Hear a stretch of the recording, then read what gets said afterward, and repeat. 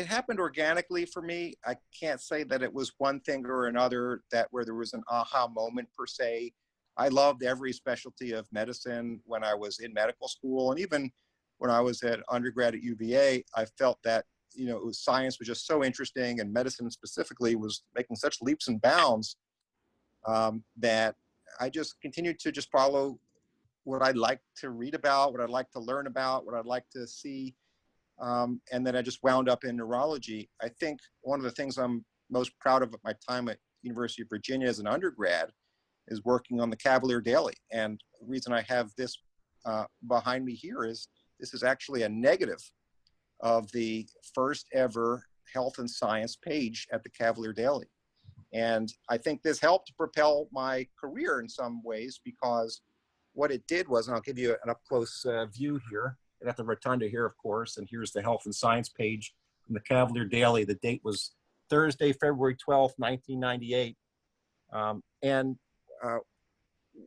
was a writer for the paper. I enjoyed writing, but I figured that it didn't have enough robust articles on science, on so many cool things that the medical school was doing, the research that even undergrads were working on and whatnot, and the latest and greatest stuff going in the world, and just comments from our professors and so forth. And so I proposed during the annual Cavalier Daily student-run constitutional meeting an amendment to, there's a 100-year-old newspaper, to say, hey, let's add a new department. Let's add a new page called the Health and Science page.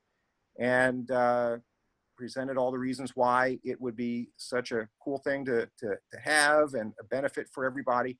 And it passed. And then they said, all right, Dave, now that you figured this out, you're going to have to run it. So good luck.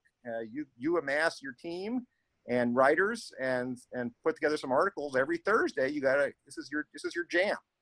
And so I said, all right. And got an advertisement out there, got about half a dozen people who were interested in writing, interested in science, and it just took off. And then after my term was up, the next year, I handed it off to my assistant editor of the paper, of that page, and he did a great job, and it went on and on and on. And I think if you are correct, it's still there, and it's a little bit of a small legacy at the university. I was able to leave, but I think looked nice on the resume, but that wasn't why I was doing it. I was doing it because I really just enjoyed the science of it. I enjoyed the biology, the chemistry, the physics of it all, and I enjoyed writing. So I put that all together and got into medical school, and continued to write while I was in medical school. Enjoyed writing for the Temple University newspaper there, and I interviewed a neurologist just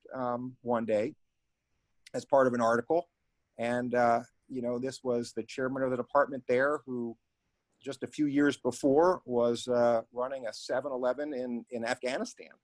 And, had escaped after the war started there, and then, went to medical school, and his passion was neurology. And next thing you know, he becomes, the chairman of the neurology department there. So it's one of those things where, anybody from anywhere can accomplish. It's not outside of reach. If this is your passion, if this is something you love reading about the brain, you love science, if you love chemistry, how the molecules interact, medications interact. We have anti-seizure medications, we have blood thinner medications. And one of the coolest things that we have now in stroke is this new array of devices, not just that can go into the brain and suck clots out, or actually physically remove clots, or stents in the carotids in the neck, but also devices that go into the heart that prevent stroke from happening, that actually look like a little bit of an umbrella to kind of capture a clot that would have otherwise gone to the brain.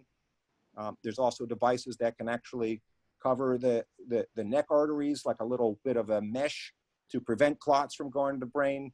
There's devices that can insert it into the chest wall to look for arrhythmias that may have caused stroke. Those are called loop recorders. And so it's not just medicines, it's actually devices too. There's a whole array of things that we can use in 2020 to treat patients that we never would have even dreamed of in the 90s when I was at UVA, or even when I was in medical school in the early 2000s. And so the development and the progression of this of medicine in general, but this specialty in specific has been just so cool, just so awesome. There's no other word to describe it than awesome. Not just for us as educators. I'm a professor at the University of South Florida to teach my students, my medical students and my residents and my stroke fellows, but also as a human being, right? To see these developments and to see what the human mind has been able to invent and come up with.